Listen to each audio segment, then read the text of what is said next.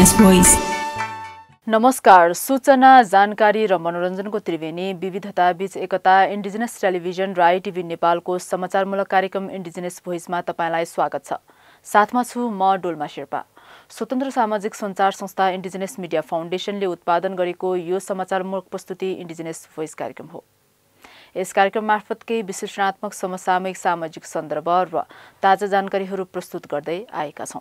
यस क्रममा आजको कार्यक्रममा आर्थिक वर्ष 2080-81 को नीति र कार्यक्रम मार्फत संघीय संसदमा छलफल सुरु, प्रतिपक्षी दलहरूद्वारा नीति र कार्यक्रमको तीव्र आलोचना, सर्वसाधारण नागरिकको मिश्रित प्रतिक्रिया, प्रमुख प्रतिपक्षी दल नेकपा एमाले लगायत अन्य प्रतिपक्षबाट नीति र कार्यक्रममाथि संशोधनको प्रस्ताव, बिग्रँदो अर्थतन्त्रलाई नीति र कार्यक्रमले सम्बोधन गर्न नसक्ने दाबी, बागमती प्रदेशले पनि समावेशी कार्यक्रम ल्याउन लागेको आर्थिक मामिला तथा योजना मन्त्री बहादुर सिंह लामाको भनाई, भन्नुहुन्छ बजेट माग्नेको भिड थामी नसक्नुको छ। तामाङ पत्रकार संघद्वारा 10 लाख राशिको अक्षयकोषको स्थापना, लेखनवृत्ति तामाङको विषयमा कलम चलाउनेका लागि मिडिया अवार्ड तथा पुरस्कार दिइने, विपन्न तथा लोपोन्मुख समुदायमा योजना कार्यान्वयन र आयोजना माग गर्ने क्षमता विकास हुन नसकेको बुढानीलकण्ठ नगरपालिकाकी उपप्रमुख अनिता लामाको भनाई, भ्रष्टाचार विरुद्ध राप्रपाका नेताहरू सडकमा 46 साल यताका सबै नेताको सम्पत्ति छानबिन गर्न माग लगायतका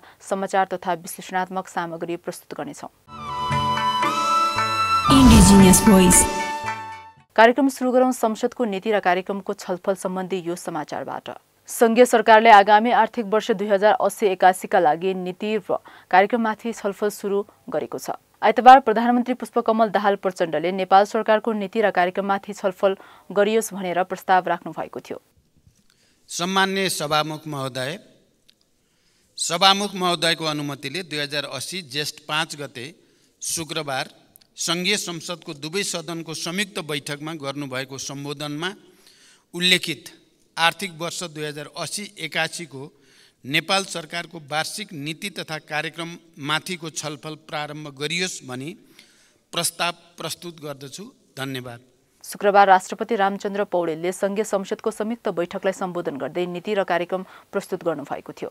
नीति र कार्यक्रमले संघीयताको प्रभावकारी कार्यान्वयन, अर्थतन्त्रको संरचनात्मक सुधार, भ्रष्टाचार नियन्त्रण लगायतलाई प्राथमिकता दिएको दावी गरिएको छ। राष्ट्रपति पौडेलले संयुक्त बैठकमा 34 पृष्ठ लामो 188 बुँदाको नीति र कार्यक्रम वाचन गर्नुभएको थियो। अर्थतन्त्रको पुनरुत्थान, राज्यका सबै तहमा सुशासनको प्रत्याभूति, विकास निर्माण कार्यमा तीव्रता, सेवा प्रवाहमा सरलीकरण, सामाजिक न्यायको प्रवर्धन तथा राष्ट्रिय हितको संरक्षण र सम्वर्धन गर्ने उद्देश्यले सरकार आफ्ना सम्पूर्ण शक्ति र सामर्थ्यलाई परिचालन गर्दै अघि बढिरहेको छ।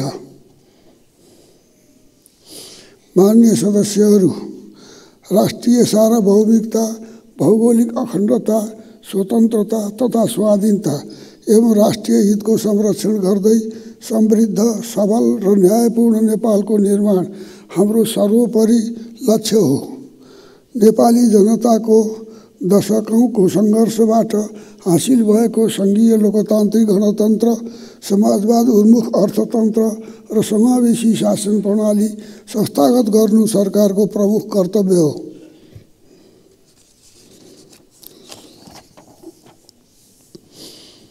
संविधान र संघीयताको प्रभावकारी कार्यान्वयन, अर्थतन्त्रको संरचनात्मक सुधार, सार्वजनिक खर्चमा मितव्ययिता, पुँजीगत खर्च वृद्धि, गुणस्तरीय पूर्वाधार निर्माण, शासकीय व्यवस्था र सेवा प्रवाहमा सुधार, भ्रष्टाचार नियन्त्रण, उत्पादन र रोजगारी वृद्धि, हरित अर्थतन्त्रको विकास, पर्यावरणीय सन्तुलन, आर्थिक सामाजिक विभेदको अन्त्य, गरिबी निवारण, समावेशी विकास, शान्ति प्रक्रियाको तार्किक निष्कर्ष, मुलुकको राष्ट्रिय हितको रक्षा एवं स्वतन्त्र र सन्तुलित परराष्ट्र नीतिको अवलम्बन सरकारका प्रमुख नीतिगत प्राथमिकता हुनेछन्। सरकारका वार्षिक नीति, कार्यक्रम तथा बजेट यिनै प्राथमिकतामा परिलक्षित हुनेछन्। प्रस्तुत नीति तथा कार्यक्रमको कार्यान्वयनमा मानव विकास सूचकाङ्कमा पछि परेका कर्णाली प्रदेश, सुदूरपश्चिम प्रदेश र मध्य प्रदेशलाई विशेष प्राथमिकतामा राखी तदनुरूप स्रोत साधन परिचालित गरिनेछ। 3 तहका सरकार बीच कार्यात्मक अन्तर्सम्बन्ध सुदृढ गरी काममा रहेको दोहोरोपन अन्त्य गरिनेछ। कार्य विस्तृतीकरण प्रतिवेदनको पुनरावलोकन गरिनेछ। राष्ट्रिय समन्वय परिषद लगायतका संरचनालाई क्रियाशील बनाइनेछ। सरकारको नीति र कार्यक्रममा पहिलो पटक आदिवासी जनजाति चेपाङ र बोटेलाई पनि सम्बोधन गरिएको छ। राष्ट्रपति पौडेलले वाचन गर्नुभएको नीति र कार्यक्रममा गरिबी, विपन्न, दलित, आदिवासी जनजाति, अपाङ्गता भएका महिला, बादी, कमलरी लगायतको क्षमता विकास र सशक्तिकरण गरी सामाजिक विकास गरिने घोषणा गरिएको छ। लैङ्गिक समानता र महिला सशक्तिकरणको नीतिलाई प्रभावकारी रूपमा कार्यान्वयन गरिनेछ। नीति निर्माण तहमा महिलाको अर्थपूर्ण सहभागिता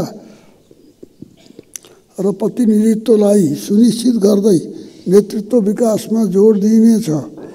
शिक्षा, स्वास्थ्य, रोजगारी, गरिबी निवारण, जीविकोपार्जन सुधार, सामाजिक सुरक्षा, पूर्वाधारमा पहुँच लगायतका विषयमा महिला लक्षित कार्यक्रम सञ्चालन गरिनेछ। गरिब तथा विपन्न, दलित, आदिवासी जनजाति, एकल महिला, एकल तथा अपाङ्गता भएका महिला, बादी, कमलरी, कमैया, चेपाङ, बोटे, हिंसा पीडित, लैङ्गिक तथा यौनिक अल्पसङ्ख्यक, HIV सङ्क्रमित र वञ्चितीमा परेका सबै समुदायका महिला तथा किशोरीको आय आर्जन, क्षमता विकास र सशक्तिकरण गर्ने गरी आर्थिक सामाजिक विकासमा कार्यक्रम सञ्चालन गरिनेछ। महिला तथा किशोरी विरुद्ध हुने सबै प्रकारका हिंसा, विभेद र शोषणको अन्त गरिनेछ। नेपाली समाजलाई बालविवाह, बहुविवाह, दाइजो, बोक्सी तथा छाउपडी लगायतका हानिकारक अभ्यासबाट मुक्त तुल्याइनेछ। बलात्कार, एसिड आक्रमण लगायतका हिंसा पीडित तथा प्रभावित महिलाको सुरक्षाको लागि राहत, उद्धार, पुनर्स्थापना, निःशुल्क कानुनी सहायता, मनोसामाजिक परामर्श, सिप विकास तथा आय आर्जनमूलक कार्यक्रम सञ्चालन गरिनेछ।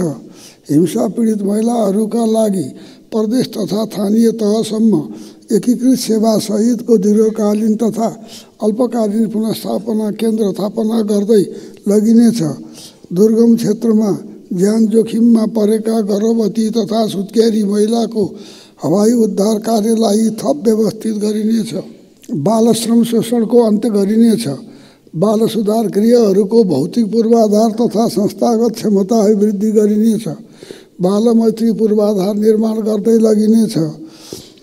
अनाथ, असहाय, टुहुरा, अपाङ्गता भएका व्यक्ति, अशक्त, बेवारिसी, हिंसा पीडित तथा सडक बालबालिकाको उद्धार, संरक्षण र पुनर्स्थापनाको लागि प्रदेश तथा स्थानीय तहमा अल्पकालीन बाल उद्धार कार्यक्रम सञ्चालन गरिनेछ। अपाङ्गता भएका व्यक्तिको आर्थिक तथा सामाजिक सशक्तिकरणसँगै सहज, सम्मानपूर्ण जीवन सुनिश्चित गरिनेछ। उनीहरूलाई स्वरोजगार तथा रोजगारमुखी कार्यक्रम मार्फत आत्मनिर्भर बनाइनेछ। प्रदेशसँगको साझेदारीमा 7वटै प्रदेशमा अपाङ्गता ग्राम निर्माण गर्ने नीति लिइनेछ। ज्येष्ठ नागरिकको जीवन सम्मानित, सुरक्षित र व्यवस्थित बनाई उनीहरूको ज्ञान, सिप र अनुभवलाई मुलुकको समृद्धिका लागि उपयोग गरिनेछ। ज्येष्ठ नागरिकलाई स्वास्थ्य तथा अन्य सेवामा सुविधामा छुट र सहुलियत प्रदान गरिनेछ। प्रदेश तथा स्थानीय तहको समन्वयमा प्रदेश तथा पालिकाहरूमा सुविधायुक्त ज्येष्ठ नागरिक आवास गृह सेवा तथा मिलन केन्द्र र आरोग्य आश्रमको निर्माण गरिनेछ। ज्येष्ठ नागरिक स्वास्थ्य सेवा सञ्चालन भएका अस्पताललाई थप सुदृढ गरिनेछ। मानव बेचबिखन तथा ओसार पसारको जोखिममा रहेका समूह र समुदायको आर्थिक सामाजिक सशक्तिकरण गरिनेछ। सरोकारवाला निकाय तथा सङ्घ संस्थासँगको समन्वयमा निरोधात्मक, संरक्षणात्मक र सचेतनामूलक कार्यक्रम सञ्चालन गरी मानव बेचबिखन तथा ओसार पसार नियन्त्रण गरिनेछ।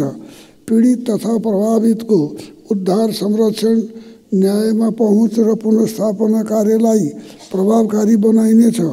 मानव सेवासँग सम्बद्ध सङ्घ संस्थाहरूको सहकार्यमा सम्वत 2082सम्म असहाय एवं अलपत्र अवस्थामा रहेका व्यक्तिहरूको उद्धार तथा पुनर्स्थापना गरी सडक मानव मुक्त समाज निर्माण गरिनेछ। उता प्रमुख प्रतिपक्षी दल नेकपा एमाले संसदको चौथो दल राष्ट्रिय स्वतन्त्र पार्टी, अर्को दल राष्ट्रिय प्रजातन्त्र पार्टी लगायतले नीति र कार्यक्रममा संशोधन प्रस्ताव पेश गरेका छन्। प्रतिनिधि सभाको बैठकमा प्रधानमन्त्री लगायत सत्तारूढ दलका नेताहरूले नीति र कार्यक्रम सकारात्मक र देशको विद्यमान समस्याको समाधान गर्न सक्षम हुने दावी गरेका छन् भने विपक्षीहरूले नीति र कार्यक्रम अन्यलग्रस्त र दिशाहीन भनेर आलोचना गरेका छन्। प्रमुख प्रतिपक्षी दलका नेता केपी शर्मा ओलीले नीति र कार्यक्रमको तीव्र आलोचना गर्नुभएको छ। मित्रसँग आफूलाई परेको मर्का आफ्ना कुराहरू खुलस्त गर्न किन नसक्ने? खुलस्त कुरा नगरिकन समस्या कसरी समाधान हुन्छ? त्यसकारण खुलस्त कुरा गर्नु पर्यो र समस्या समाधान गर्नु पर्यो। चिसोपन राख्नु भएन, कायर मन पनि राख्नु भएन। त्यो कातर मन, चिसोपन, भन्न नसक्ने, चिसो लिएर नै कुरा गर्न नसक्ने, आफ्ना इस्यु राख्न नसक्ने अनि बोल्न नसक्ने, त्यो खालको हुनु भएन। मित्रसँग मित्रतापूर्ण ढङ्गले खुल्ला कुरा गर्नु पर्यो। यो हो कुरा। हाम्रा भनाइहरू यी हुन्। त्यसो गर्दा सबैलाई फाइदा हुन्छ। त्यो कुरा किन भन्न नसक्ने?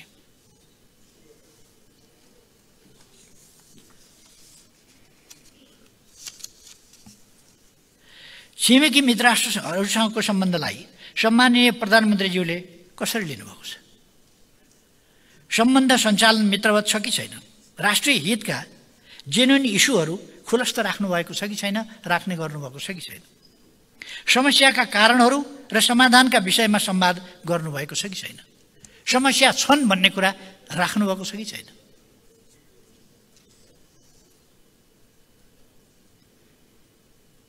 लिम्पियाधुरा, लिपुलेक र कालापानी क्षेत्रको अहिलेको अवस्था के छ? के छ त्यहाँ? सीमा सुरक्षितै छ? अस्ति मैले एक ठाउँमा बोलेँ, हाम्रो भूगोल अलिकति खुम्चियो भनेर।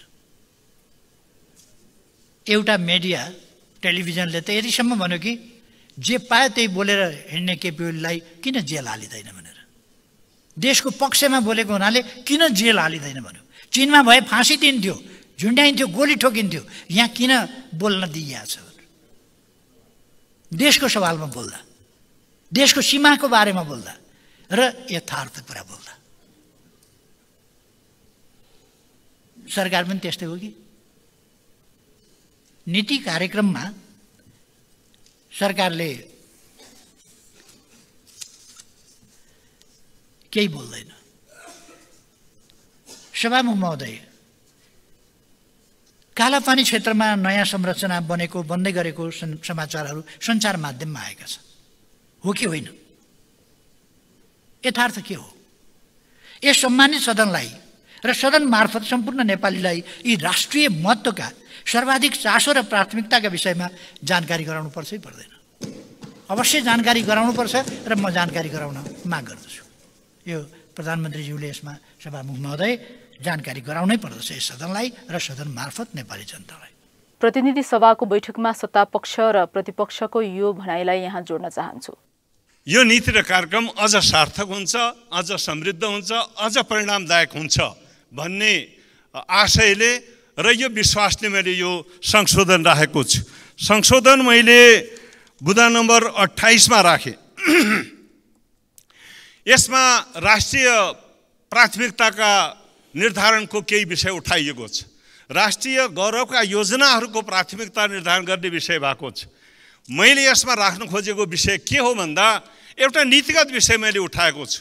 त्यो के त भन्दाखेरि अब हामीले सडक यातायातका खास गरी प्राथमिकतामा राख्नुपर्ने हुन्छ र मैले योभन्दा पहिले सिद्धान्त र प्राथमिकता जुन बजेटको थियो त्यसमा बोल्दा पनि भनेको थिएँ, त्यो प्राथमिकता निर्धारण गर्दा सीमा क्षेत्र र सीमान्त क्षेत्रको चयनलाई सबभन्दा पहिले प्राथमिकता राख्नुपर्छ, जसले विकासमा सन्तुलन ल्याउँछ र साँचो अर्थमा राष्ट्रिय जोडिएको क्षेत्र हुन्छ सिमाना क्षेत्र।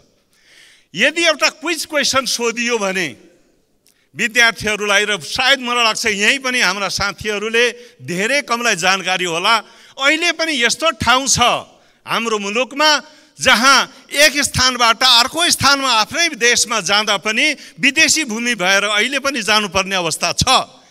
त्यो अवस्था कहाँ हो भन्ने हुँदा धेरैले जानकारी नहोला। त्यसकारण यो अवस्थाको अब अन्त गर्नुपर्छ। कबसम्म यो अवस्था राख्ने? अहिले पनि यस्तो ठाउँ छ, म त्यसलाई सन्दर्भमा मैले राखेँ। दार्चुलाको तिङ्करबाट अहिले पनि सदरमुकाम आउनका निमित्त भारतीय बाटो भएर आउनुपर्ने अवस्था हुन्छ। त्यसकारण राष्ट्रिय स्वाभिमानसित जोडेका यी विषयहरूलाई हामीले एउटा निश्चित समय दिएर सम्पन्न गर्नुपर्छ। राष्ट्रिय स्वाभिमानका र राष्ट्रिय गौरवका योजना त्यहाँ केन्द्रित हुनुपर्छ भन्ने नीतिगत विषयलाई मैले यो प्रस्तावमा, यो संशोधनमा राखेको छु। त्यसकारणले मैले यसलाई आफ्नो संशोधनलाई राख्दाखेरि पनि अहिलेसम्म पनि सडकको अभावमा आफ्नै देशको एक ठाउँबाट अर्को ठाउँमा आवत जावत गर्न समेत विदेशी भूमिको प्रयोग गर्नुपर्ने बाध्यात्मक अवस्थाको अन्त गरी देशको पश्चिमोत्तर सीमा क्षेत्रमा निर्माणाधीन दार्चुला तिङ्कर सडक जस्तो त्रिदेशीय व्यापारक र रणनीतिक महत्त्वको सडकलाई राष्ट्रिय गौरवको योजनाको रूपमा सञ्चालन गर्ने र आगामी 4 वर्षभित्र सम्पन्न गर्ने भन्ने एउटा लक्ष्यसहित हामीले अब यो अर्को भूमिबाट आफ्नै देशभित्र पनि एक ठाउँबाट अर्को ठाउँ जाँदा अर्को भूमि प्रयोग गर्ने अवस्थाको अब अन्त गर्नुपर्छ र एउटा कमिटमेन्ट हाम्रो मुलुकले देखाउनु पर्दछ। आगामी 4 वर्षभन्दा पछि कम्तीमा हामी सबै नागरिक आफ्नो देशभित्र आफ्नो भूमिको प्रयोग गरेर आवत जावत गर्न सक्ने अवस्था बन्नुपर्छ। मेरो यो आशयको साथ मैले यो प्रस्ताव राखेको छु। मलाई पुरा विश्वास छ सङ्घीय लोकतान्त्रिक गणतन्त्र भन्ने उल्लेख भएको छ। राष्ट्रिय जनमोर्चाले संविधान लेख्दाकै बखत यो मुलुकले सङ्घीयता धान्न सक्दैन, यो सेतो हात्ती नेपाली जनताले बोक्न पाल्न सक्दैनन्, यो संविधानमा नराखौँ भन्ने आएको। त्यसकारणले जो नीति कार्यक्रमको बुँदा नम्बर 1 मा जुन सङ्घीय शब्द राखिएको छ त्यसलाई हटाउनुपर्छ भन्ने हाम्रो पार्टीको माग छ।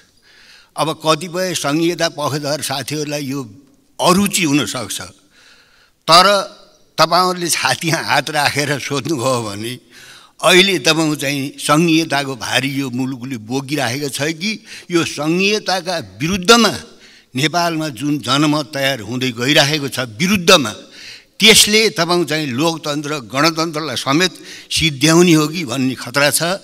त्यस हुनाले मौगैमा चाहिँ यसमा चाहिँ हामी सतर्क हुनुपर्छ। बुँदा नम्बर 3 मा पहिलो वाक्यलाई पुनः लेखेर तीनै तहका निष्पक्ष स्वतन्त्र शान्तिपूर्ण र भयरहित वातावरण निर्वाचन सम्पन्न भएको भए तापनि लोकतन्त्र र गणतन्त्रमाथि प्रतिगमनको खतरा अझै रहेको छ।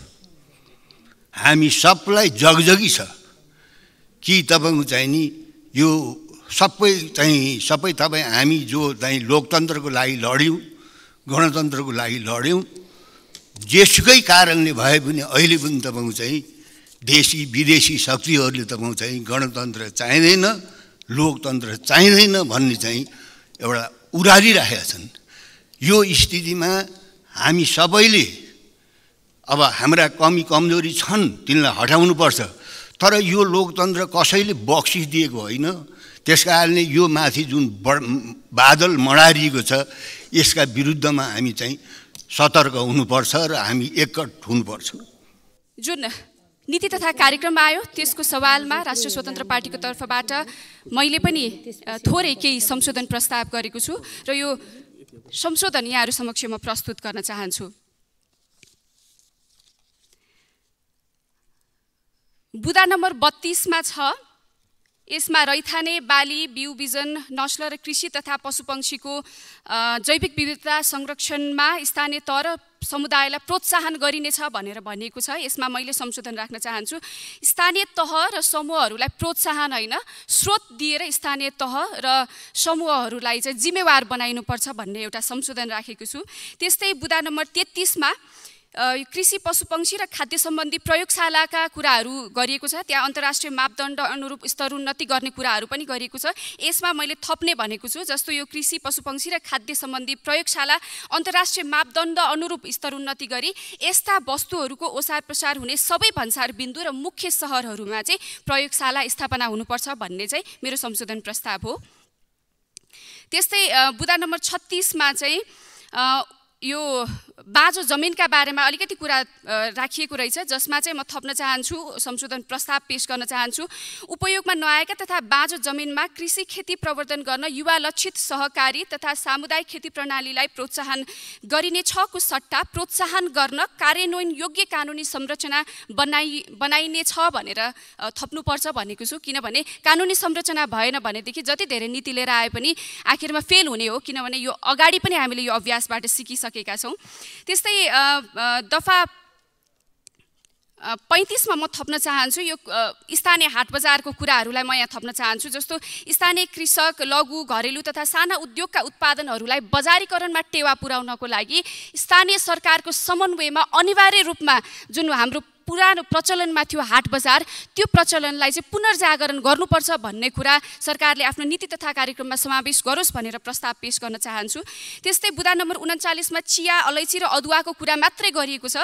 यसमा हाम्रो नेपालको युनिक एग्रिकल्चरल प्रोडक्टहरू जस्तो चिया, अलैँची, अदुवा, लप्सी र टिमुर जस्ता कुराहरू भनेर यहाँ थप गर्न सकिन्छ। यो पनि मैले प्रस्तावमा पेश गरेको छु। त्यस्तै दफा यो बुँदा 49 मा 49 मा मुआब्जा विवादको कुराहरूलाई पनि म जोड्न चाहन्छु। किनभनेदेखि देशमा धेरै यस्ता मुआब्जा विवादको कारणले गर्दाखेरि आयोजनाहरू सम्पन्न हुन सकिरहेको छैन, जसको कारणले गर्दाखेरि आयोजनाको लागत पनि बढ्ने र आयोजनाहरू सम्पन्न नभएको कारणले एउटा समस्या पनि देखिरहेको अवस्थामा देशभरि भएका यस्ता समस्याहरूलाई सम्बोधन गर्नको लागि एउटा विशिष्टीकृत संरचना बनाइनुपर्छ भन्ने पनि सरकारको नीति तथा कार्यक्रममा आओस् भनेर प्रस्ताव पेश गर्न चाहन्छु। त्यस्तै 65 मा कपिलवस्तुको तिलौराकोट र जनकपुर धामको जानकी मन्दिरलाई चाहिँ हाम्रो विश्व सम्पदा सूचीमा राख्नको लागि पहल गरिने छ भन्ने कुरा समावेश भएको रहेछ। यसमा म थप्न चाहन्छु काठमाडौँ क्षेत्र नम्बर 2 मा रहेको साखु र वज्रयोगिनीलाई पनि यो विश्व सम्पदा सूचीमा समावेश गरियोस् भनेर प्रस्ताव पेश गर्न चाहन्छु। किनभने यसको पनि ऐतिहासिक महत्त्व त्यति नै छ। र 80 मा म थप्न चाहन्छु विद्युतीय सवारी साधनको प्रयोगलाई प्रोत्साहन गर्न होटल, पार्किङ स्थल साथै राजमार्गहरूका ठाउँमा चार्जिङ स्टेसन निर्माण गर्नु पर्यो भन्ने पनि कुरा नीति तथा कार्यक्रममा आओस् भन्न चाहन्छु। र यो 139 मा सातै प्रदेशमा सङ्घीय अस्पतालहरूमा बाँझोपन तथा निसन्तान उपचार सेवा विस्तार गरिनेछ भनेर भनिएको छ। नीति र कार्यक्रम 1 वर्षको सरकारको मार्गदर्शन हो। यही नीति र कार्यक्रमका आधारमा सरकारले आगामी जेठ 5 गते वार्षिक बजेट प्रस्तुत गर्नेछ। संसदले नीति र कार्यक्रम र बजेट स्वीकृत गरेपछि मात्र सरकारले त्यसमाथि खर्च गर्न पाउने संवैधानिक व्यवस्था छ। यही पृष्ठभूमिमा हामीले नीति र कार्यक्रम सम्बन्धी केही सर्वसाधारणको विचार सङ्कलन गरेका थियौँ। यो आवाज र विचारलाई यहाँ राख्न चाहन्छु। यो विभिन्न अब अर्थशास्त्रका विद्वानहरूले विभिन्न कुरोबाट व्याख्या गर्छन्, भन्छन्। अब यो कुरो उहाँहरूको हो, तर आजसम्मको बजेटको भाषण विकासका कुरा, उन्नतिका कुरा शाहवंशले तर्जुमा गरेको त्यो गोरेटोमा रसो दीर्घ थपेर गफ थपेर जनसमक्ष ल्याउने कुरा हो। विकास गर्छौँ, यहाँ गर्छौँ, त्यहाँ गर्छौँ आदि इत्यादि उनीहरूको फर्मुला हो, अब भाषणको फर्मुला हो। यिनीहरूको जो अहिलेको जुन नेपाली जनताको समस्या समाधानको निम्ति कुनै के अरे भुत्लो भाङ्गो पनि केही छुँदैन। समावेश त मैले भनिगएँ नि, शाहवंशले बनाएको गोरेटोमा त्यहीमा हिँडिरहेछ यिनीहरू, त्यही पदचापमा। त्यो लोकतन्त्र, समाजवाद, विकास भन्ने शब्द थप्छन्। लोकतन्त्र, जनतन्त्र, अब समाजवाद, साम्यवाद थप्छन्, त्यति हो। र अहिलेको नेपाली जनताको जो समस्या हो यस्ता गफले सम्बोधन गर्न सक्दैन। समावेश हुनुपर्छ त नेपाली जनताको समस्यालाई चुरोमा पक्राउनु पर्यो हैन। नेपाली जनता के चाहन्छ त्यो बुझ्नु पर्यो हैन। नेपाली जनताले हामीलाई के भन्दैछ आफूलाई के रे चिन्नु पर्यो। बुद्धले भने जस्तो आफूलाई चिन्नु छैन, सबै चाहिने बजेटिङ के रे जनताको नाममा अनि के अरे बिल भाउचर मिलेर आफ्नो गोजीमा, यो त व्यवहारमा देखिएको कुरा हो। अर्थशास्त्रीले जे व्याख्या गरून् त्यो म सहमत छैन। मैले स्पष्ट भन्नुपर्छ, यो नेपालमा नीति तथा कार्यक्रम भनेर भन्दै गर्दा के छ नीति तथा कार्यक्रम? मैले त हामी नेपालीहरूले त कुरो बुझेको छैन, त्यही कुर्सीमा आसीनहरूले बस्नेहरूले आसीन गर्नेहरूले मात्रै बुझेको छ। त्यसकारणले उहाँले गरेको नीति तथा कार्यक्रममा नेपालको नीतिमा कहाँ चाहिँ त्यसको कार्यान्वयन भएको छ र नीति तथा कार्यक्रममा चाहिँ नि के कार्यक्रम भएको छ? जनता एकातिर पिल्सिएका छन्, जनता अर्कोतिर चिच्याएका छन्, राष्ट्र रोएको छ दरदर। नेपालमा चाहिँ नि आफ्नो चाहिँ नि बालबच्चाहरूलाई चाहिँ नि स्याहारेर चाहिँ नि बसेकी छन्। त्यसमा के नीति तथा के कार्यक्रम गरेका छन् यिनीहरूले, त्यो चाहिँ नि प्रष्ट छैन। त्यसकारणले जब यिनीहरूले राष्ट्रलाई चाहिँ नि यो जुन ओमनी काण्डदेखि लिएर यो भुटानी शरणार्थीदेखि लिएर जुन यो चाहिँ नि राष्ट्र जुन घाती एमसीसी पास गर्नेदेखि लिएर जुन एउटा यो भ्रष्टाचार चाहिँ नि गरेर देशलाई खोक्र्याउनेदेखि लिएर त्यो सब चाहिँ नि अन्त गरेर चाहिँ नि जब अगाडि बढ्छन् त्यो त्यस बेला चाहिँ नि नीति तथा कार्यक्रम प्रस्तुत गरे बेटर हुन्छ। मेरो तर्फबाट चाहिँ म त्यो भन्न चाहन्छु यो टिभीको मार्फत। Indigenous voice. उपनिवेशकारी सोच र शैली नहटेसम्म आदिवासी जनजातिको समस्या समाधान हुन नसक्ने आदिवासी अधिकार कर्मीहरूले दावी गरेका छन्। शनिबार ललितपुरमा आयोजित देशभक्त मञ्चको प्रारूप तयारीका क्रममा आयोजित बौद्धिक कचहरी नामक छलफल कार्यक्रमका क्रममा अधिकार कर्मीहरूको यस्तो भनाइ आएको हो। किनभने पोलिटिकल मुभमेन्ट चाहिँ छुट्टै हुने, सोसल कल्चरल मुभमेन्ट छुट्टै हुने हुँदैन। तर हामी सोसल कल्चरल मुभमेन्ट जसरी भइरहेछ त्यो पोलिटिकल मुभमेन्टले ओभरल्याप गर्यो या पोलिटिकल मुभमेन्टले त्यसलाई गाइड गर्न थाल्यो भने त्यो सोसल कल्चरल मुभमेन्ट सिद्धिन्छ। त्यस हुनाले हामी विशुद्ध पार्टी जो त्यसमा संलग्न हुनुहुन्छ, त्यसमा सहमत हुनुहुन्छ, ती पार्टीहरू त्यसमा संलग्न हुनुहुन्छ र त्यसमा त्यो मुभमेन्टमा सहभागी पनि हुनुहुन्छ। त्यसरी जहाँ गयो भनेदेखि अन्ततोगत के हुन्छ भनेदेखि त्यसले ल्याउने त परिवर्तन हो। त्यस हुनाले त्यो परिवर्तनलाई म्यानेजमेन्ट गर्न त फेरि पोलिटिकल पार्टिजले नै हो। किनभने त्यो सोसल मुभमेन्टका मानिसहरू त शासन सत्तामा जाँदैनन्, शासन सत्तामा जानेहरू त पोलिटिकल पार्टिजकै मान्छेहरू हुन्छन्। त्यस हुनाले उहाँहरूले त्यसलाई म्यानेजमेन्ट गर्ने होला भन्ने हाम्रो बुझाइ छ। त्यस हुनाले अहिले चाहिँ म त्यही मुभमेन्टबाट आएको हुनाले अब त्यसमा पनि अब ओभरअलमा आदिवासी जनजाति नेपालको समस्या के छ भन्ने बारेमा त्यो पूर्वलाई अहिले भइरहेको आन्दोलन पनि जोडेर कुराकानी गर्छु। अब अलिकति थोरै अब असन्तुष्टिको कुरा भनौँ, विरोधको कुरा भनौँ, या चाहिँ नेपालको शासन सत्ता, नेपालको राज्य व्यवस्था र नेपालको राज्य संरचना प्रति हाम्रो के छ भनेदेखि असन्तुष्टि छ, हाम्रो विरोध छ अथवा हामी असहमत छौँ त्यो कुरामा। त्यस हुनाले त्यो पर्सपेक्टिभबाट पनि मेरा कुराहरू आउँछन्। त्यस हुनाले यहाँहरूको पर्सपेक्टिभ फरक हुनसक्छ, किनभने विविध पर्सपेक्टिभहरूको यहाँनिर मान्छेहरू जो हुनुहुन्छ, विभिन्न पर्सपेक्टिभ भएका मान्छेहरूको बिचमा छलफल हुने भएको मैले बुझेर मेरो कुरा राख्दैछु। एउटा त जनसङ्ख्याको हिसाबले भन्ने हो भनेदेखि अब अहिले जनगणनाको रिपोर्ट त आउन त आयो, तर सेग्रिगेटेड डेटाको रूपमा आइसकेको छैन। अब डिटेल त आयो, त्यसको जति आउनुपर्ने हो जनगणनाको रिपोर्ट त्यसरी आएको छैन। त्यस हुनाले आदिवासीहरूको पहिलेको डेटा भन्यो भने 35% हो। त्यस हुनाले 35% अनुसार चाहिँ हामी अब यो देशको, किनभने यो देश भनेको चाहिँ के हो भनेदेखि अब कतिपय अब संविधानको भावनालाई हेर्ने हो भनेदेखि त यो बहुभाषिक, बहुसांस्कृतिक, बहुधार्मिक र बहुजातीय देश होइन कि भन्ने जस्तो देखिन्छ। अब भन्नलाई व्याख्या गर्दाखेरि त्यसरी गरिए पनि त्यो झुक्याउने कुरा हो जस्तो लाग्छ। तपाईँले संविधानमा उल्लेख भएको ट्याक्कै त्यही शब्द हेर्नुभयो, त्यही सेन्टेन्स हेर्नुभयो भने त्यसले त्यो प्रतिनिधित्व गर्दैछ। नेपाल चाहिँ त्यस्तो बहुधार्मिक, बहुसांस्कृतिक, बहुजातीय र भएको विशेषता भएको मात्रै भन्छ। रामे भन्नु र श्यामे भन्नु, श्यामे भनेको चाहिँ रामे जस्तै जस्तै हो भनेर हुँदैन त्यस्तो कुरा। देशको समसामयिक राजनीतिक अवस्था र आम जनताको आवश्यकताका विषयमा राजनीतिक दलका नेता आदिवासी विज्ञहरूबीच नियमित छलफल गराउने उद्देश्यले सो कार्यक्रम आयोजना भएको हो। किरण इङनामको अध्यक्षतामा भएको कार्यक्रममा हिमाल धनरायले कार्यक्रमका विषयमा प्रश्न पार्नु भएको थियो। अब पार्टी बनाउनको निम्ति कुन जीवन दर्शनमा आधारित हो प्रश्न हुनुपर्छ पार्टीको निम्ति। त्यसपछि नीति सिद्धान्त के हुन् प्रश्न हुनुपर्छ। जस्तो आर्थिक नीति, महिला सम्बन्धी नीति, परराष्ट्र नीति, जलस्रोत यावत कुराको स्पष्ट खाका आउनुपर्छ लिखित रूपमा। मूल कुरो त कुन जीवन दर्शनमा जीवन दर्शनको कुरो हुन्छ। अहिले विभिन्न के अरे भुस्टिकेरले चलाएको पार्टी जस्तो जे पायो लेखेर पार्टी हुँदैन। त्यस्तो पार्टी त हामी तपाईँले मै भनौँ न मै खुच्चेले खोल्यो भने 15 दिन 75 वटा खोलिदिन्छु। त्यो हावागिरी तालले हुँदैन। यो नितान्त देशभक्तहरूको विभिन्न पार्टीमा रहेका देशभक्तहरूको यो चाहिँ नि साझा चौतारी हो।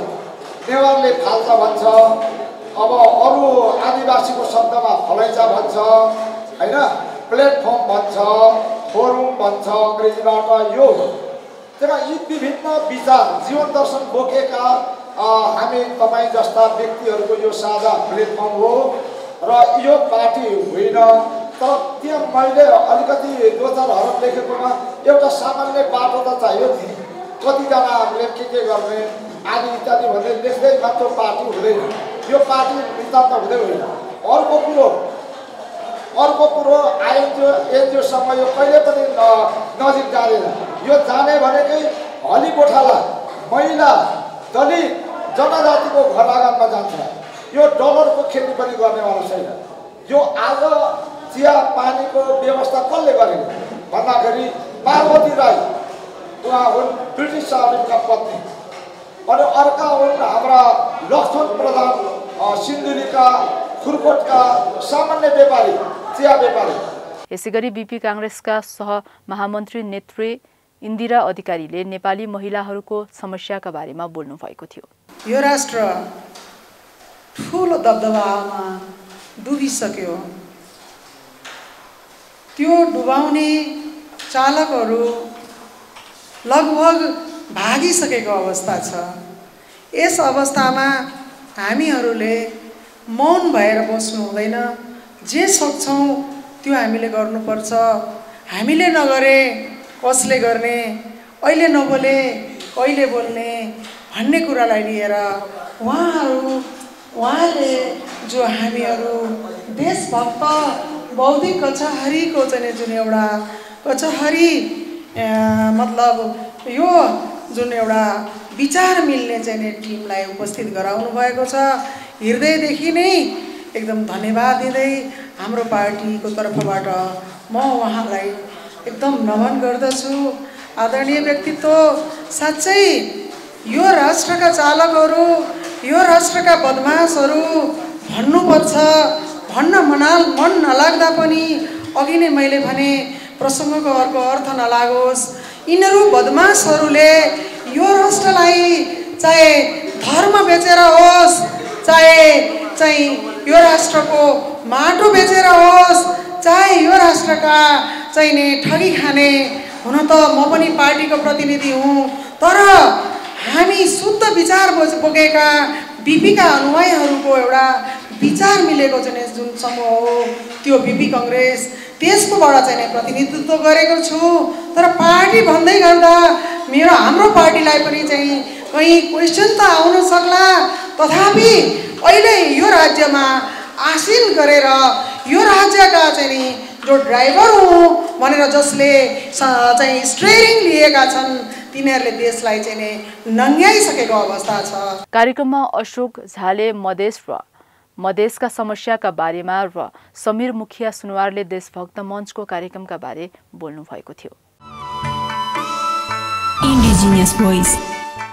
पहिचान जनित विषयमा कलम चलाउने तामाङ पत्रकारहरूको हितका लागि 10 लाख बराबरको तामाङ पत्रकार अक्षयकोष स्थापना भएको छ। तामाङ पत्रकार संघले राजधानीमा आयोजना गरेको तामाङ राष्ट्रिय भेलाका क्रममा सो घोषणा भएको हो। सोकोस मार्फत पत्रकारितामा तामाङ भाषा पहिचानका क्षेत्रमा योगदान पुर्याउने 2 जना तामाङ पत्रकारलाई तामाङ मिडिया अवार्ड र 1 जनालाई दिपेन्द्र दोङ स्मृति पत्रकारिता पुरस्कार प्रदान गरिनेछ।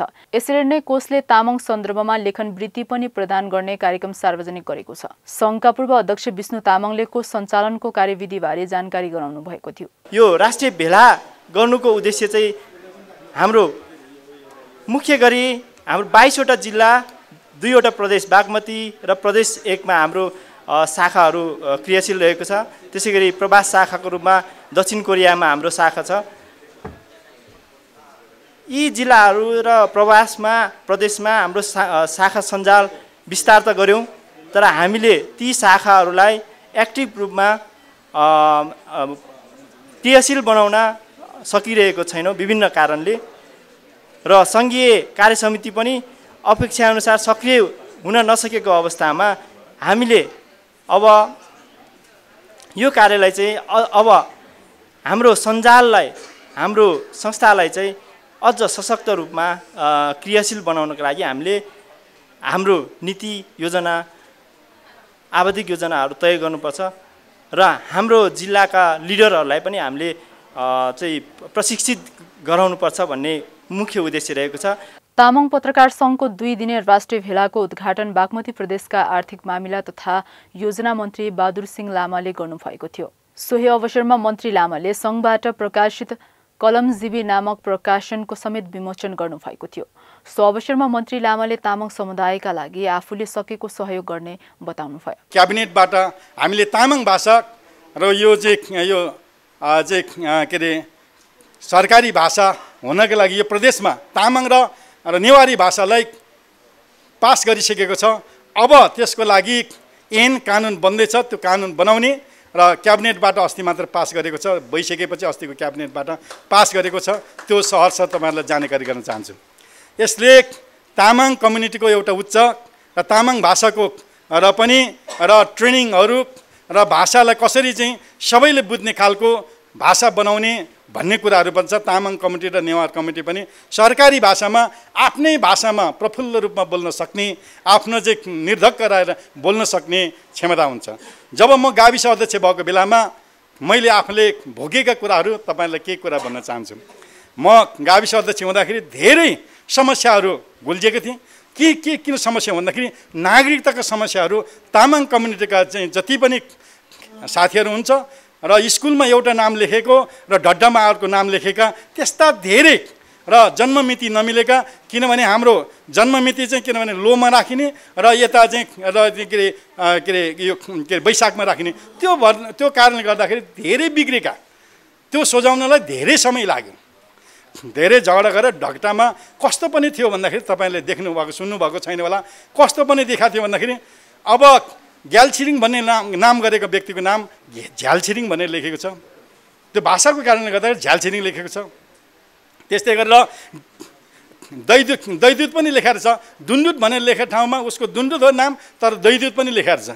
र डिक्की भन्ने नाममा डिक्ची लेखेछ। र यसरी नामहरू बिग्रिएका र नागरिकता बनाउन नसकेका धेरै समस्याहरू थियो। ग्यालछिरिङ र झ्यालछिरिङ, अब चाहिँ के अरे ब्लोन भनेर लेखेर छ, भुलन भनेर लेखेको। ब्लोन भनेर लेख्न, भुलन भनेपछि भुलन भने कुन जात हो कुन जात, त्यस्ता खालका र समस्याहरू धेरै थियो। र हामी चाहिँ के अरे विदेशमा जाँदाखेरि अब तामाङलाई चाहिँ भर्ती नलिँदैछ, भर्ती नलिँदा गुरुङ लेख्ने, छोरा गुरुङ बाउ तामाङ कुन हो त्यस्तो चाहिँ अवस्थाहरू धेरै समस्याहरू झेलेका। त्यसैले गर्दा नागरिकता बनाउँदाखेरि सिडिओले बोलाउँथ्यो र त्यसले चाहिँ तिमी कहाँ जन्मेको बाबु भनेपछि उसले के भन्थ्यो भने म त कहाँ जन्मेँ, आमाले कहाँ जन्मेको भनेर दिमागमा लगाएर घट्टामा हो कि जङ्गलमा हो कि कतातिर जन्मे उसको दिमागै कहाँ हुन्छ नि, कहाँ जन्मेको भन्दाखेरि बाहुनको छोरा भए त म फलाना वडा फलाना नम्बर जन्मे भन्थ्यो। तर तामाङको छोराले के भन्यो भने जन्मेको आमाले कहाँ जन्मे त्यतातिर दिमाग लागेर कहाँ जन्मेको चाहिँ वाक्क पक्क यो चाहिँ तामाङ यो चाहिँ यहाँको नागरिकै होइन रहेछ भनेर कति फर्केको थियो। त्यो भाषाको कारणले गर्दाखेरि धेरै समस्या थियो। त्यो मात्र नभएर पढाइमा पनि स्कुलमा पढ्ने विद्यार्थीहरू पनि धेरै समस्याहरू देखेको। किनभने तामाङले पनिलाई पानी भन्छ, पानीले पनि भन्छ कि ठ्याक्कै उल्टो, कामलाई कम भन्छ, कमलाई काम भन्छ क्या, ठ्याक्कै उल्टो। लेख्ने बेलामा त्यो लेखेपछि त के गर्नु, पास हुँदैन, फेल भइहाल्छ, अब ठुलो भइसक्यो, अब के गर्ने। समस्या धेरै गाह्रो थियो, किनभने तामाङ भाषाको कारणले गर्दाखेरि भाषिक समस्याले गर्दाखेरि धेरै समस्याहरू थिए। त्यो अवस्था हामीले पनि गुज्रिरहेको, किनभने त्यो शब्द हाम्रो बोल्ने शब्दहरूमा धेरै चाहिँ फरक थियो। त्यो फरकको कारणले गर्दाखेरि ती विविधता भएको कारणले गर्दाखेरि हामी पछाडि परेको हो भनेर पछि राष्ट्रिय भाषा भएको यो नेपाली भाषा भएपछि र धेरै तामाङ बच्चाहरूले अहिले नेपाली भाषा जान्ने छ। नेपाली भाषा भएपछि अहिले धेरै चाहिँ अहिले माथि पनि पुगेको छ। र त्यसको लागि म त भनेर भन्दा पनि गरेर देखाउने मान्छे हो। म भन्ने यताउति गर्ने र चाहिँ कुरा बढी गर्ने भन्दा पनि काम बढी गर्नुपर्छ भन्ने मान्यता। बागमती प्रदेशले तामाङ र नेपाल भाषालाई सरकारी कामकाजको भाषा बनाउने गरी कानुन तयार गरिरहेको बताउँदै भाषा संस्कृति उत्थानका लागि प्रदेशको नीति तथा कार्यक्रमबाट सम्बोधन हुने समेत जानकारी दिनुभएको थियो। सङ्घका अध्यक्ष सुभाष योन्जन तामाङको अध्यक्षतामा भएको कार्यक्रममा भाषा आयोगका सदस्य अमृत योन्जन, अन्तर्राष्ट्रिय तामाङ परिषदका वरिष्ठ उपाध्यक्ष टासी लामा, नेपाल टेलिभिजनका महाप्रबन्धक फुलमान बल, लेखक रविन्द्र तामाङ लगायतले शुभकामना दिनुभएको थियो। भेलामा तामाङ समुदायका मुद्दा विषयमा स्थानीय तहका पदाधिकारीहरूसँग फरक अन्तर्क्रिया भएको थियो। सो अवसरमा काठमाडौँ बुढा नीलकण्ठ नगरपालिकाकी उपमेयर अनिता लामाले स्थानीय तहको विकास निर्माणका लागि उपभोक्ता समिति र टोल विकास संस्थाहरूमा तामाङ सहभागिता गराउने प्रयास गरेको भए तापनि चुनौती धेरै रहेको बताउनुभयो। हाम्रो तामाङ समुदाय, हाम्रो कम्युनिटी एउटा उपभोक्ता समिति बनाउन सक्ने सक्षमता छैन। अनि अरू नै थरीका, अरू नै खास आर्य समुदायका साथीहरूले उपभोक्ता समिति बनाउनु भएछ। त्यो थाहा पाएपछि दगुरेर गएन। यो ज्यान डाँडा मेरो पनि हो, म मऱ्यो भने पनि अब यहाँ ल्याउनु पर्छ। त्यसकारण यो जसको ज्यान हो रक्षक उही हुनुपर्छ, मालिक उही हुनुपर्छ। यो समिति अगाडि बढ्दैन। यो निर्माणको काममा हामी कुन तहमा छौँ तपाईँलाई मैले भनेको, गुम्बा बनाउनलाई 50 लाख पैसा हाल्यो, 50 लाख। अहिलेसम्म उपभोक्ता समितिको निर्माण गर्न सक्नुहुन्न। अब किनभने ऊ अध्यक्ष बने कि म उपाध्यक्ष बने, ऊ गान्बा, त्यसकारण त्यो गान्बालाई चाहिँ किन सदस्य राखेको? हामी बिचको यो यहीँभित्र मैले भन्नुपर्छ। हामी दाजुभाइ बिचको यो बेमेलता, युनिटी अब यो बनेन भने के गर्छ? हाम्रो परिषद त कोलाप्स हुन्छ। अनि फेरि अर्को कोही भिया आउँछ, उसले समिति बनाउँछ। त्यस्तै नेवार समुदायको हिती बनाउनु पर्ने, नेवार टोलमा हिती भनेको थाहा छ है, ढुङ्गेदार। म नेवार पनि 40% त बोल्छु, 80% बुझ्छु। हिती बनाउनु पर्ने उपभोक्ता समितिमा राखेछ नेवारै अध्यक्ष, उपाध्यक्ष र कोषाध्यक्ष राखेछ क्षेत्री बाहुन।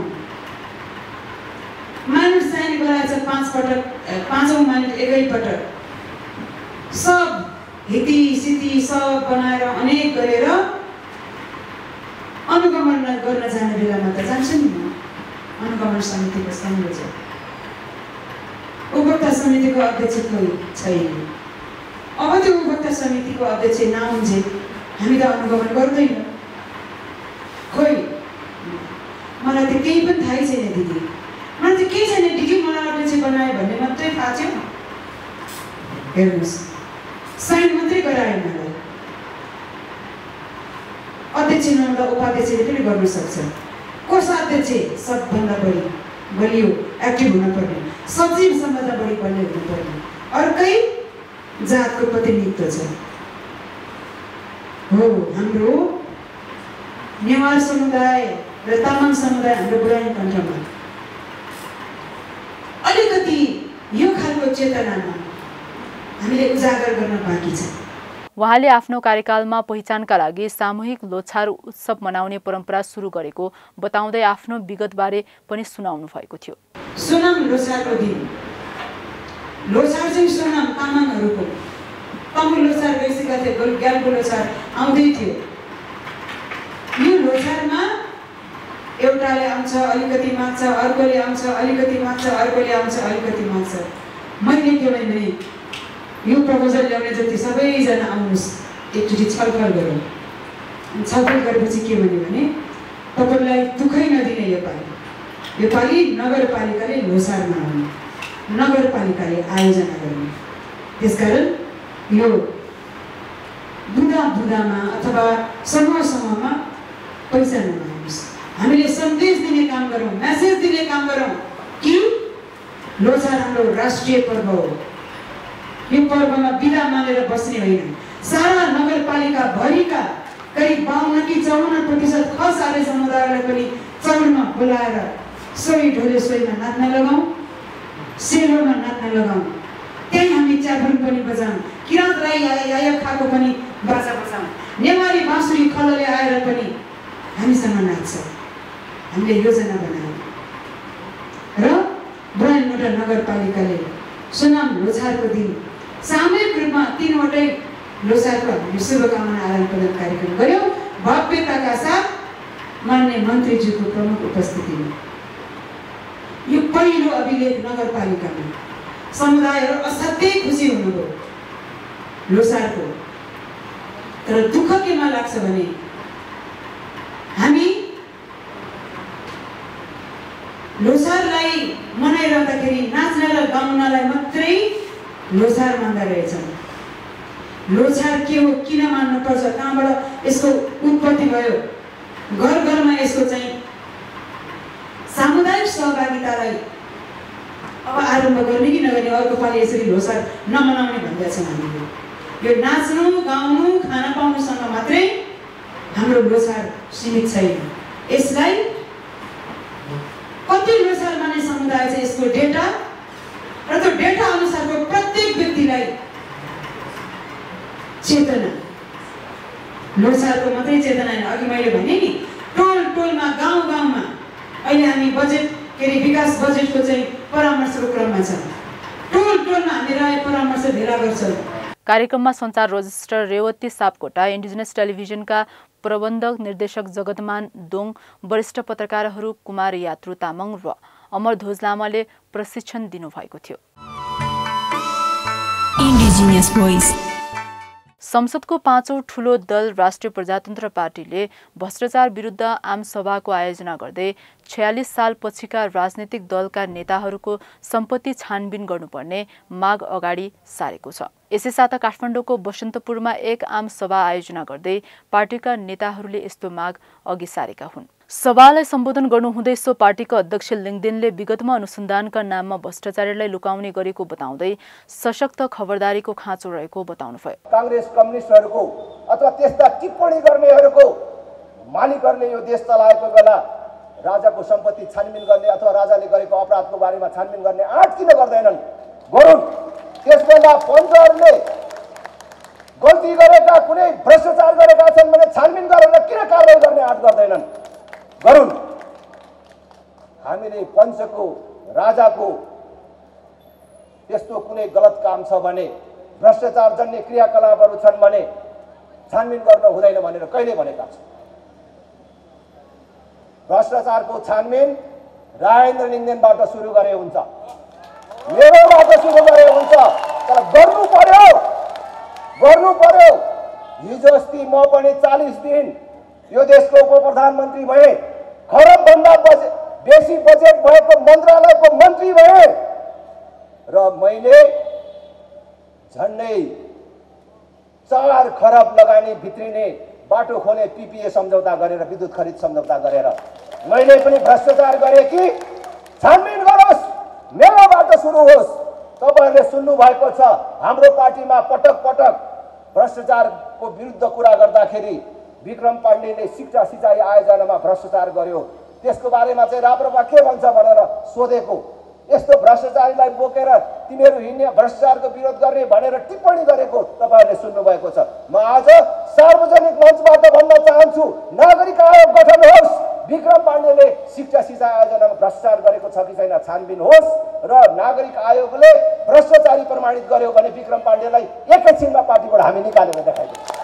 यसैगरी प्रतिनिधि सभाका सदस्य बिना लामाले भ्रष्टाचारको विपक्षमा रहेर राप्रपाले सडकदेखि सदनसम्म यस विषयलाई उठाउने बताउनुभयो। यो सभा भनेको हाम्रो विशेष गरी अहिले सामाजिक सञ्जालदेखि लिएर देशलाई नै हाम्रो अक्रान्त पारिरहेको जुन भ्रष्टाचारको विरोधमा र विशेष गरी भ्रष्टाचार भनेको एउटा सीमित कुनै भौतिक निर्माणमा मात्र नभइकन अहिले मानव बेचबिखनमा पनि देखिएको कारणले अब यो त देखि नै हालेको छ। विशेष त यो नक्कली भुटानी शरणार्थीको विषयमा चाहिँ हामी विरोध गरेका छौँ। हाम्रै नेपाली दाजुभाइ तथा दिदीबहिनीहरू चाहिँ नक्कली भुटानी शरणार्थी बनाएर लगिरहेको कारणले गर्दा चाहिँ हामी त्यसको विरोधमा छौँ। पछिल्लो समयमा नक्कली भुटानी शरणार्थीका विषयमा पूर्व गृहमन्त्री बालकृष्ण खाँड, पूर्व उपप्रधानमन्त्री टोपबहादुर राईमाझी, तत्कालीन गृह सचिव टेक नारायण पाण्डेमाथि छानबिन प्रक्रिया जारी रहेको बेला राप्रपाले यो कार्यक्रम आयोजना गरेको हो। राप्रपा नेताहरूले आम सभामा नक्कली भुटानी शरणार्थी मात्र नभएर वाइडबडी र बालुवाटार काण्ड जस्ता विषयमा पनि छानबिन गर्न दबाब दिएका छन्। यसअघि राष्ट्रिय प्रजातन्त्र पार्टी राप्रपाले 77 वटा जिल्लाको जिल्ला प्रमुख कार्यालयमा नक्कली भुटानी शरणार्थी प्रकरणका विषयमा ज्ञापन पत्र बुझाएको थियो। काठमाडौँ जिल्ला प्रशासन कार्यालयमा पनि भ्रष्टाचार विरुद्धको जुलुससँगै ज्ञापन पत्र बुझाएको थियो। कीर्तिमानी आरोही कामी रीता शेर्पाले 27औं पटक सगरमाथाको सफल आरोहण गर्नुभएको छ। बुधबार बिहान 8:30 बजे उहाँले सफलतापूर्वक सगरमाथाको चुचुरोमा पाइला टेक्नु भएको हो। उहाँले 27औं पटक सगरमाथा आरोहण गरी विश्वमै सबैभन्दा धेरै पटक सगरमाथा आरोहण गर्ने पहिलो व्यक्तिको रूपमा विश्व रेकर्ड राख्न सफल हुनुभएको छ। शेर्पा सोलुखुम्बु जिल्लाको खुम्बु पासाङ लामो गाउँपालिका थामेमा जनवरी 2, 1970 मा जन्मिनु भएको हो। उहाँले सन् 1992 देखि आरोहण सुरु गर्नुभएको हो। शेर्पा 7 समिट ट्रेक्सका सिनियर गाइडका रूपमा कार्यरत हुनुहुन्छ। मगराज सङ्घर्ष समितिले मगर भूमिलाई मगराज स्वायत्त प्रदेश हुनुपर्ने जिकिर गरेको छ। हालै सम्पन्न प्रथम मगराज राष्ट्रिय सम्मेलनले सो निर्णय गरेको पत्रकार सम्मेलनमा जानकारी दिएको छ। सम्मेलनले मगराज सङ्घर्ष समिति पुनर्गठित संघीय कार्य समितिको पूर्ण बैठक राम मगरको अध्यक्षतामा सम्पन्न भएको पनि सो पत्रकार सम्मेलनमा जानकारी दिएको थियो। सम्मेलनले 19 जिल्ला समेटिएको मगराज भूगोललाई गण्डकी, कर्णाली, लुम्बिनी प्रदेशमा बाँडिने गरी विभाजित बनाएकोमा आपत्ति प्रकट गरेको छ। मगराज प्रथम सम्मेलनले पारित गरेको समसामयिक विषय र बैठकले तय गरेको निर्णय सम्बन्धी जानकारी दिँदै अध्यक्ष मगरले पत्रकार सम्मेलनमा 18 बुँदे माग राखेको बताउनुभयो। मगराज सङ्घर्ष समितिको जन्म र राष्ट्रिय राजनीतिक सम्मेलन हुनु नै तपाईँको सङ्घर्ष घोषणा हो। यो कुरा यहाँलाई थाहा छ, राजनीतिक कुरा प्रष्टै थाहा छ। र अहिले तपाईँले भनेको कुराहरू जुन 2 तिहाई कुरा गरे नि, त्यसो हो भने अनि 7 सालको क्रान्ति किन हुनु पर्थ्यो त? 62-63 जना आन्दोलन किन गर्नु पर्थ्यो? 46 सालको एकछिन न म जोड्दैछु, 46 सालको आन्दोलन किन गर्नु पर्थ्यो?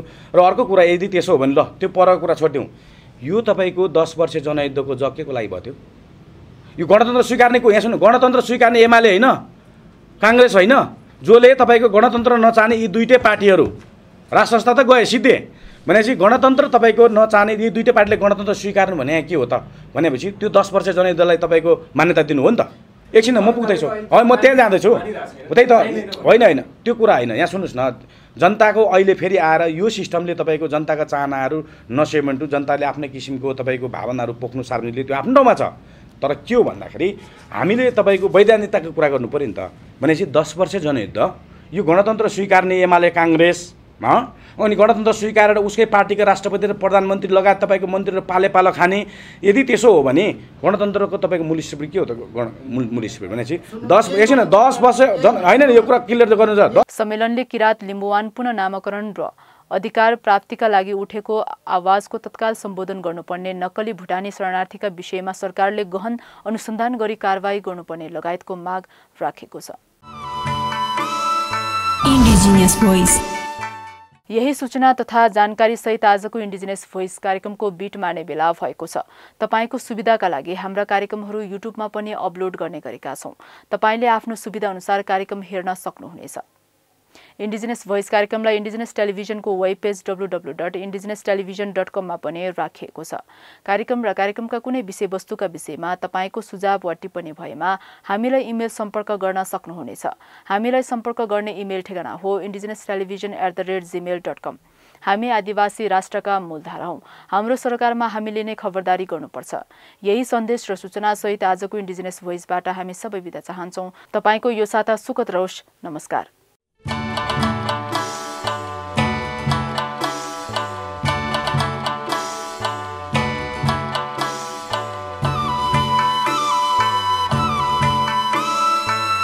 Indigenous Voice.